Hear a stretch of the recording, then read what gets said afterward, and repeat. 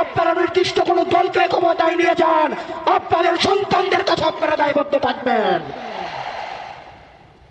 প্রিয় মিডিয়ার ভাইয়েরা, অত্যন্ত পরিতাপের বিষয়, এই জুলাইয়ের পরেও এই মিডিয়ার ভাইয়েরা দালালি বন্ধ করে নাই।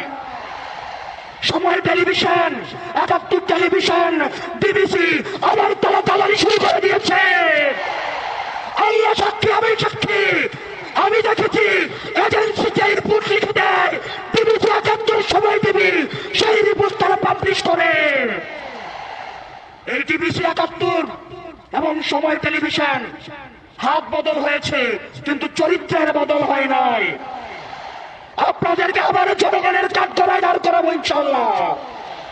এই মিডিয়া শুধু প্রশ্ন, দুনিয়ার যত প্রশ্ন, দুনিয়ার যত সমস্যা, আমাদের ইনকাম কি, আমাদের চলাফেরা কোন জায়গা থেকে আসে, আমাদের সর কোন জায়গা থেকে কিনি, রাজনৈতিক কর্মসূচি কিভাবে হয়, দুনিয়ার সকল প্রশ্ন আমাদের জন্য। অন্যদিকে সকল প্রশংসা এবং সকল মুগ্ধতা একটা রাজনৈতিক দলের জন্য। এর পরবর্তী বিপ্লব হবে এই মিডিয়া এবং প্রশাসনের বিরুদ্ধে বিপ্লব।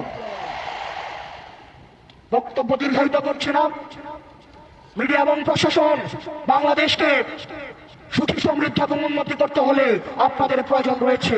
আমরা আপনাদের শত্রু না, আমরা চাই আপনাদের দায়বদ্ধতা, আপনাদের জবাবদিহিতা উচিত জনগণের মুখী।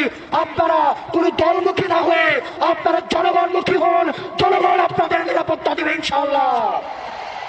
ইনকিলাব, ইনকিলাব, ইনকিলাব, ইনকিলাব, অপ্রশ্ন সংগ্রাম, দালালিরা রাজপথ, দালালিরা রাজপথ। সর্বশেষ যিনি স্বপ্নে দেখছেন একজন প্রধানমন্ত্রী হবেন, উনি যখন একজন তৃতীয় শ্রেণীর আলাপ আলোচনা মঞ্চে উঠে দাঁড়িয়ে করেন, সেগুলো আমাদেরকে তাড়িত করে।